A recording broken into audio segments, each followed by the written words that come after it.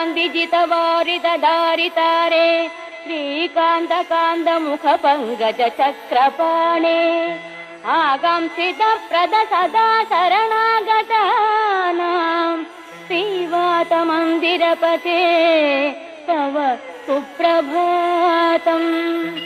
श्रीराजमानसुमनो मकुटाग्ररत्ननीराजिताङ्घ्रियुग भक्तजनैकबन्धो नारायणाच्युत हरे भगवन्मुरारे श्रीवातमन्दिरपते तव सुप्रभातम्।